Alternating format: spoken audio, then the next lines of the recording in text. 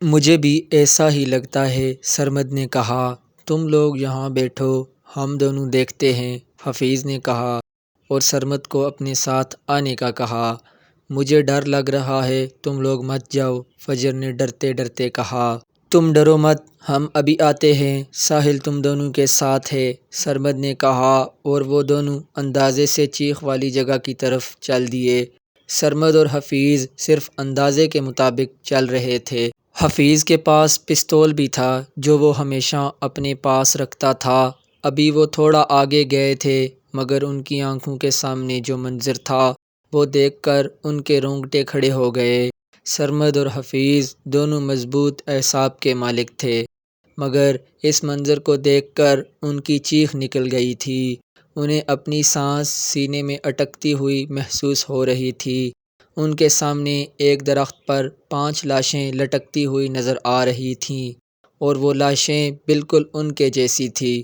ان کے چہرے، کپڑے، جسم سب کچھ ان 5 جیسا تھا۔ یہ منظر دیکھتے ہی وہ دونوں واپس گاڑی کی طرف بھاگے۔ ایک دفعہ ایسے ہی میں جنگل میں سے گزر رہا تھا تو میرے سامنے شیر آ گیا۔ شیر نے مجھے دیکھا، میں نے شیر کو دیکھا۔ ساحل نے گاڑی میں اپنی کہانی شروع کی ہوئی تھی۔ پھر کیا ہوا؟ فجر نے پوچھا۔ پھر کیا ہونا تھا؟ میں بھاگ گیا، میں نہیں چاہتا تھا کہ کوئی معصوم جانور میرے ہاتھ سے مر جائے۔ ساحل نے مسکراتے ہوئے جواب دیا۔ ہاں جی بھائی صاحب، ٹارزن تھے پچھلے جنم میں، ثانیہ نے ہنستے ہوئے کہا۔ فجر بھی ہنس دی۔ اچانک ایک طرف سے سرمد بھاگتا ہوا آیا اور گاڑی کا دروازہ کھول کر اندر بیٹھ گیا۔ اس کے رنگ اڑے ہوئے تھے۔ تمہیں کیا ہوا ہے اور حفیظ کہاں ہے؟ ساحل نے پوچھا۔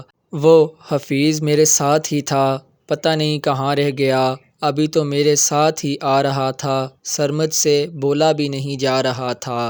فجر پانی دو، ساحل نے فجر سے کہا تو فجر نے پانی کی بوتل سرمد کی طرف بڑھا دی۔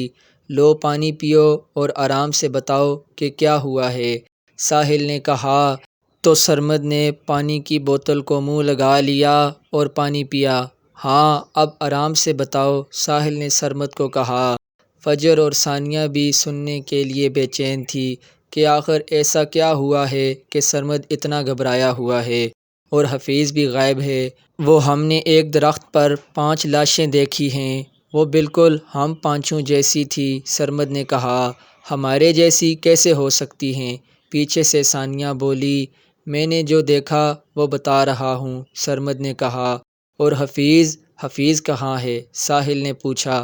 حفیظ میرے ساتھ ہی تھا، ہم لاشوں کو دیکھ کر ڈر گئے اور واپس بھاگے، وہ بھی میرے ساتھ ہی آ رہا تھا، پتہ نہیں کہاں پیچھے رہ گیا، سرمد نے جواب دیا۔